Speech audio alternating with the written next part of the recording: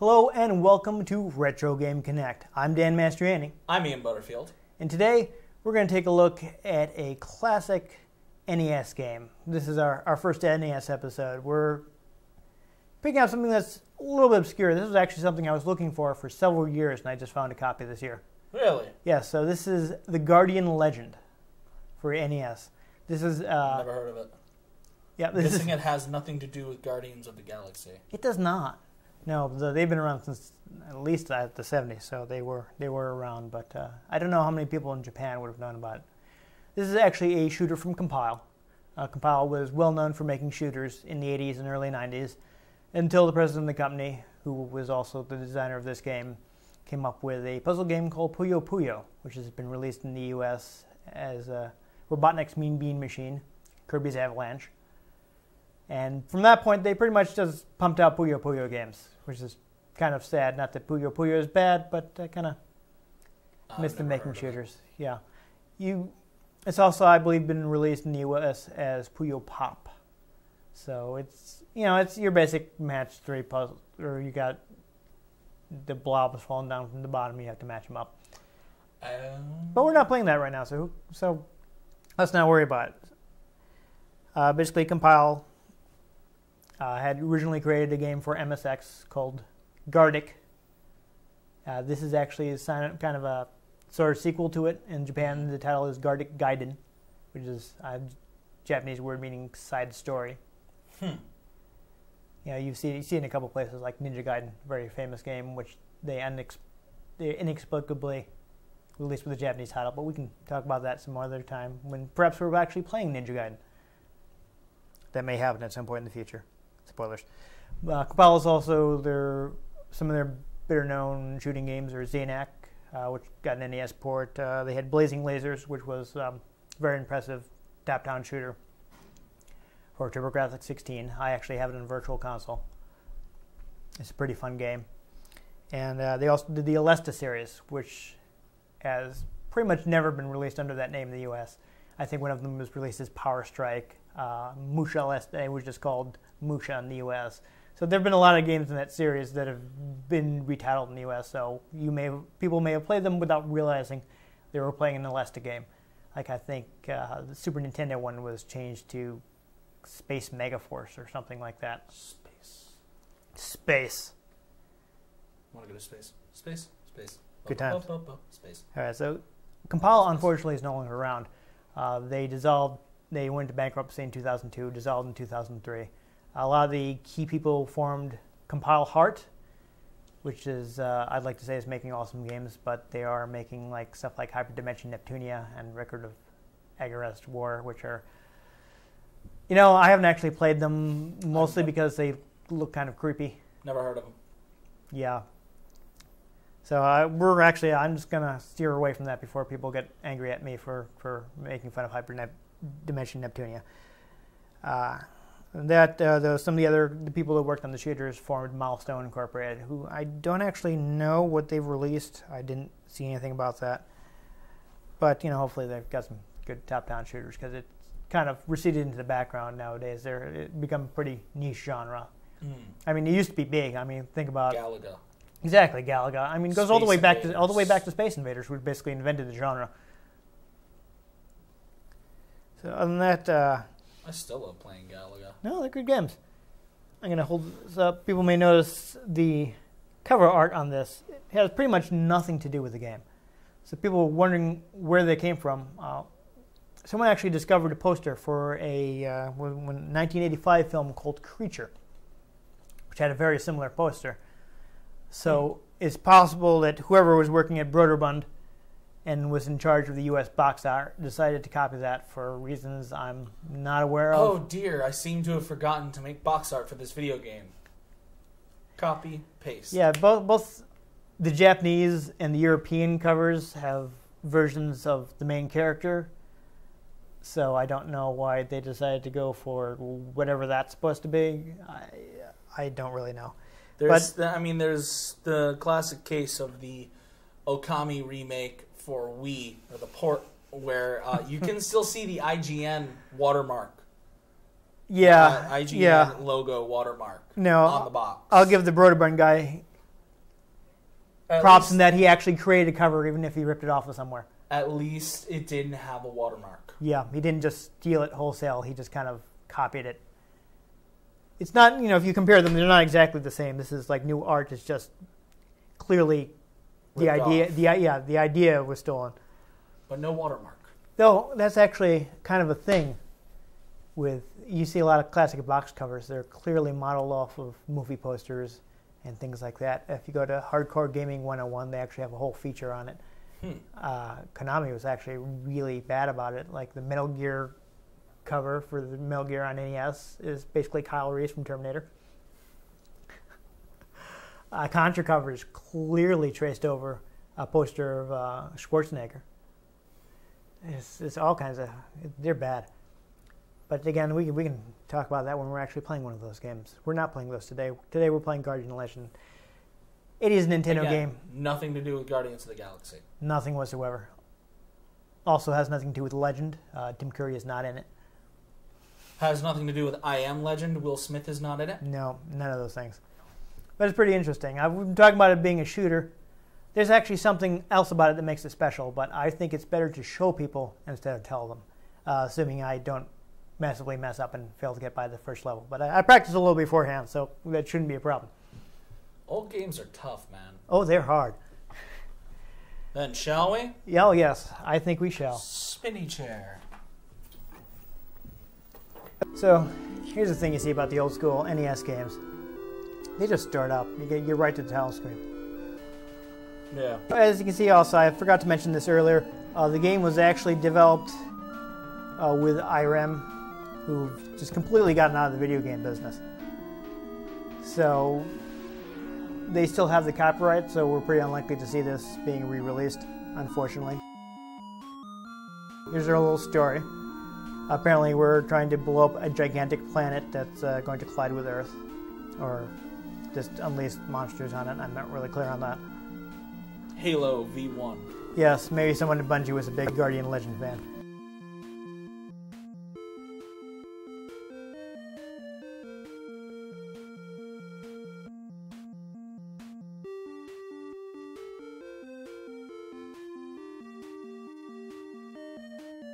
So as you can see, it has a password feature. We'll take a quick look at the password feature. But as you can see, you got a ton of characters, and you have to put in all kinds of ridiculous things to remember. Back when you couldn't just save your game. Yep. Yeah.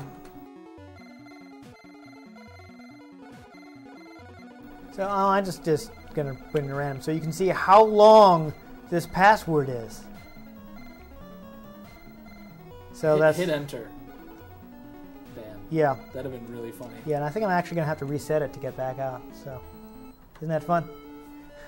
So that's what you had to write down every time. Hey, at least it's got good load time. Yeah, right. So we'll go ahead and start a new game, and I will try not to completely botch it and not beat the first level. Like I couldn't. Yeah. Ooh. For instance, I don't want to collide with one of those meteors. So, Ian, you might have to do a lot of talking, because I think I'm going to have to concentrate. Well, so far this is very Trench Run-esque. Star Wars is hugely influential all over the world. It is. Even in Japan, they love it. Who doesn't? Oh, communists. That's quite possibly. I totally missed that power up because it went by so fast. Oh boy, I'm taking too many hits.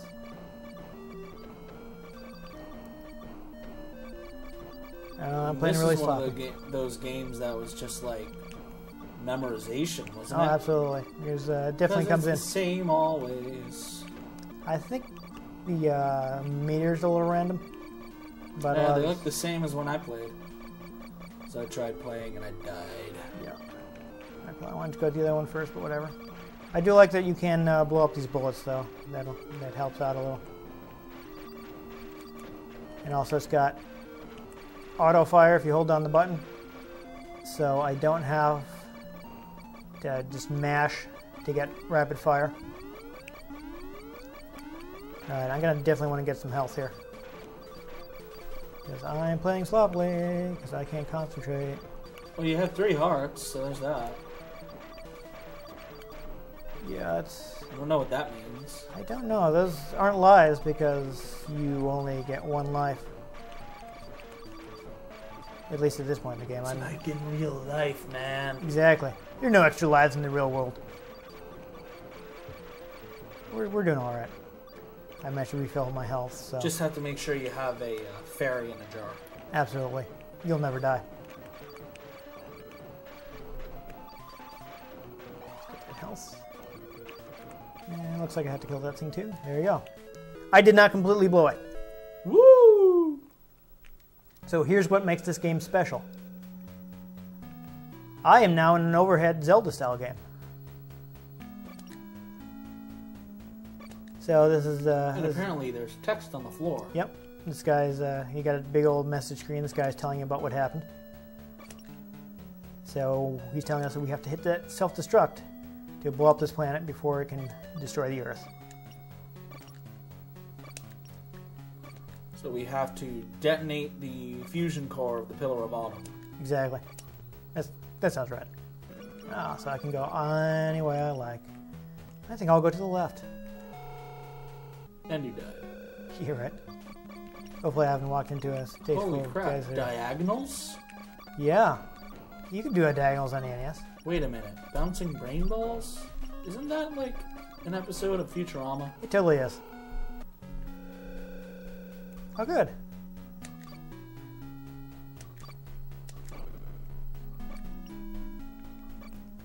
Alright, so I got a hint. So that's useful. Need power chips. Mm-hmm. Like Doritos.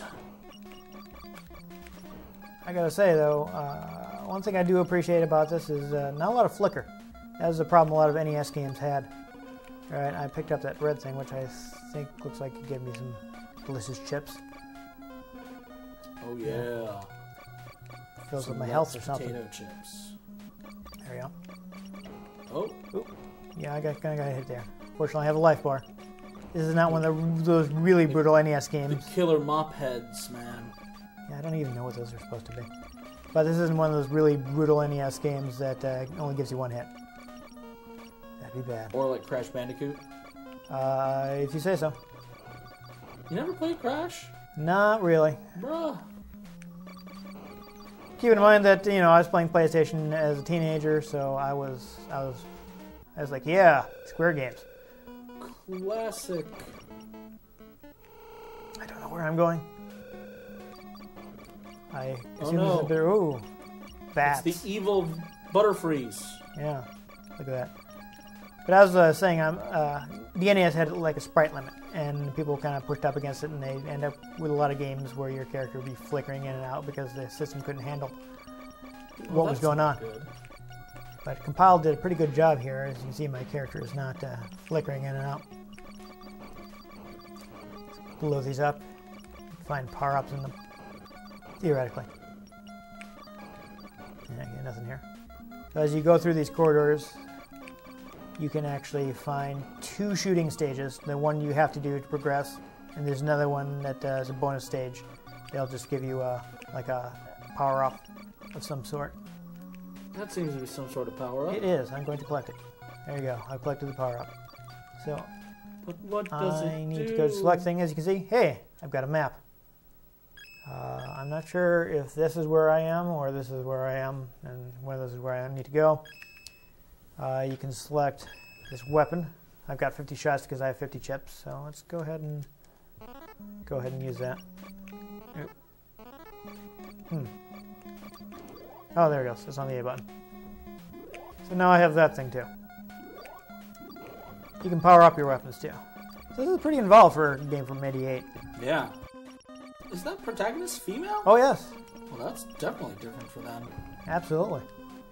I mean, what's not different is that she's barely dressed, but you know, Yeah. baby steps. All right, so it looks like I was there, and I'm going. There's that blinking thing. I don't think I want to go there yet because I want to get more power-ups. Got a little time. And kill some mop heads. Absolutely. I don't care if they're trying to keep the place clean. I'm trying to keep it clean of you. You know, I'm just trying to blow the place up. I don't know what their problem is. Oh, here we go. So this is either the lander or the rander. I've seen it translated both ways. If I pick up the red one, I believe it will increase my health. Or no, give me more chips. Whatever. And it filled your health. Yes. And it gave you shot. Yeah, that's basically how many shots I have. Which Oh. the it upgraded oh, your main weapon. I've upgraded my main weapon. Triple shot. Good times.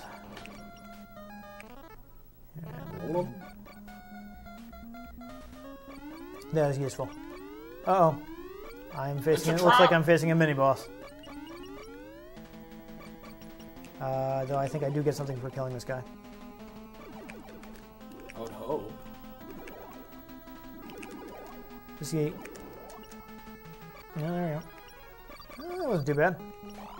Oh, apparently got upgraded was Health. temporary. I got an upgrade for my shot. I guess. What? It's a different weapon. It is a different one. So as you can see, since this one uses 3 chips instead of 1, I only get 32 shots. So that's why shot and chip are separate. Well, we'll take a look at this one and see what it does.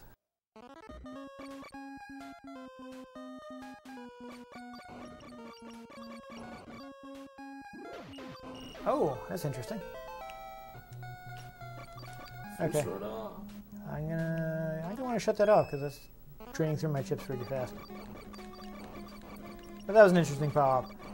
And a lot of these can actually be used. Most, if not all, can be used while you're... Okay, that's where I need to go after I beat the shooting stage. Most, if not all, the power-ups can... The extra weapons, anyway, can be used when you're in ship mode. Nice. Oh, I'm being killed by evil Oreos. Indeed. I don't think you can actually damage them. Yeah, I guess not. Oh, I've lowered my weapon power. That's not good. I'm not entirely sure how that system works. I unfortunately do not have the manual because I bought this used. Alright, doesn't look like I can go there yet. Dun, dun, dun, dun. I do wish it told you where you've been previously. Oh dear. Yeah. More balls. Yes. Of death. Quite possibly.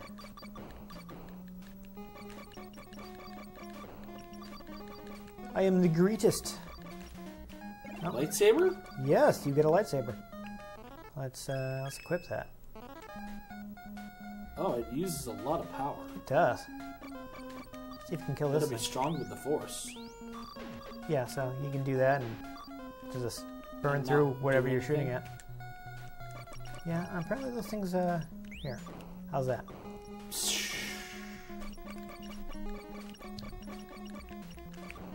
I think that's a good weapon for bosses. So that's what I'm going to save it for.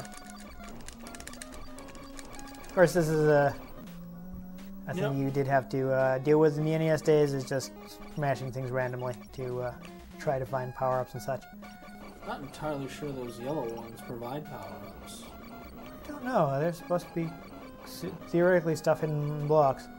I have not played a lot of this game. Like I said, I only managed to find a copy this year. Maybe you could try to destroy the red one after you destroy all the yellow ones? I think you have to do something to unlock red ones. I was reading up there. You can't destroy them. And I forgot to copy it to my phone, but I found a copy of the manual online, so I did read it quickly. Have I been down here yet? Evidently not. No. Let's see what's in here. Okay, good.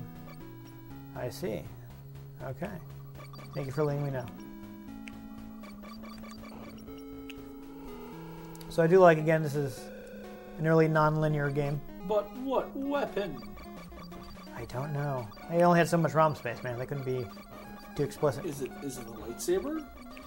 I do have the lightsaber, but I don't think I want to go there yet because there's probably an easier to get to stage that I want to take on once I've killed all these mobs and such. Oh, he just wrapped around to the other side of the screen. That's interesting. We can use physics. Or logic. More bets. Lots of stuff. I see these guys usually take a bunch of hits, so... It's not a lightsaber, it's a laser bat, we swear. Yeah, something like that. let's be honest. They're not the first people to rip off George Lucas. Apparently, when your thing is at 100, you get the triple shot. There you go. I think that's what it is. So that's your trade-off between using your more powerful sub-weapons or having the powered-up base weapon. So I think I probably want to save it for special situations. Can't come there yet. So a lot of blocks to... Alright. Blobs. If I was playing this at home, I think I'd want to scour this fairly efficiently. But I don't think anybody wants to watch us go through every block on the stage looking for power-ups and such. So I think I will head to the shooting stage and see if I can murder the boss. Uh-oh. Fighting another mini-boss.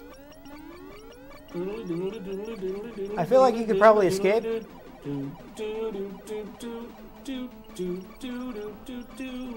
Huh. Oh. I was gonna say.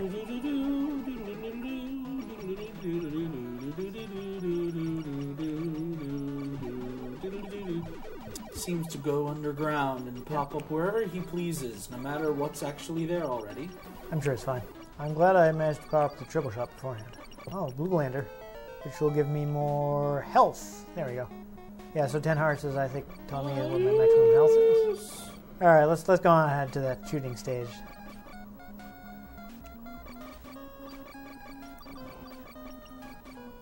Because I'm sure no one wants to see me completely clear this out. Unless we were doing like a long play or something. Which we're not. Oh, more warriors to death. Oh no. Oh no. That was bad for me.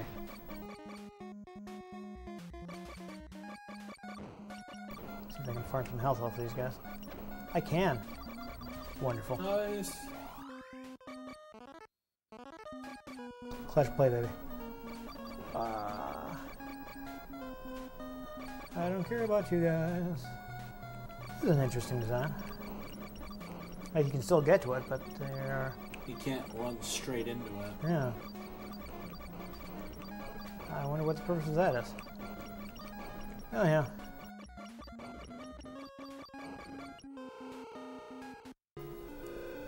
Yeah, corridor 1.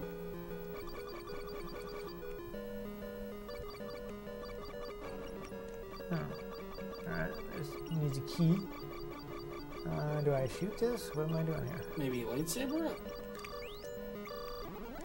Ah! There we go, yeah. Perhaps that was the weapon I needed. You jump on in, as you can Force see. is strong with this one. Boom. It transforms into the ship. She is apparently a transformer. Yeah.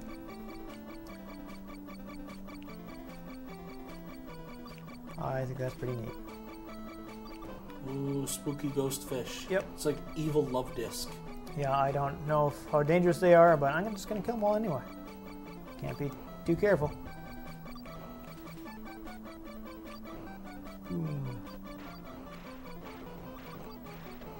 Oh, gee, see? Now he's coming on at me. Oh my. So, basically, the gimmick for all of these seems to be that they change their pattern once you pass them. Oh, that's interesting. This is quite a lot of bullets for an NES game. It is. Very much. Ah! Now, why isn't this guy Maybe you dying? can use the lightsaber on it? I could. I was kind of trying to save it for the boss. Since I have limited shots.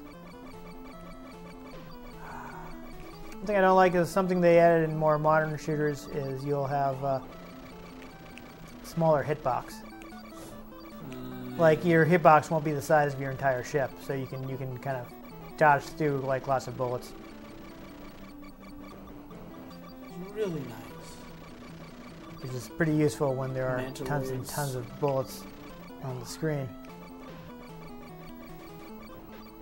That's one of the other advantages over other shooting games is you have a life bar. Most, you hit anything and you're dead. Die, you big eyeball. Seems like if you get too close to it, it damages you. Yeah. Oh, there you go. Finally killed this thing. What else? These guys are coming at me. Coming at you.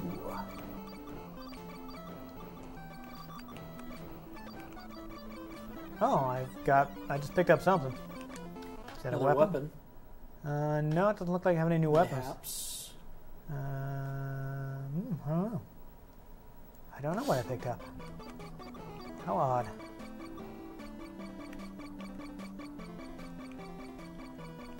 You can see it actually gives you coordinates for where you are on the stage.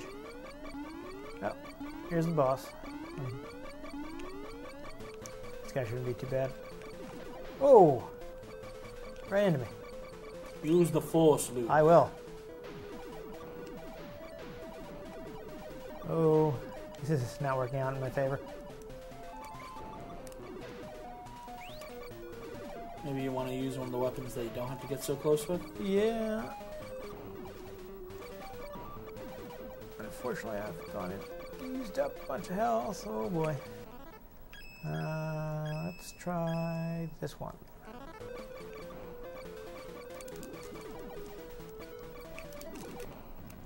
Oops. Oh dear. Oh. There was a health pack just up there. Yeah. Isn't that the way? Well, that's embarrassing. All right, so we could continue, but I mean, I think that's pretty good. Well, that was a nifty game. Definitely shows off the older technology pretty well.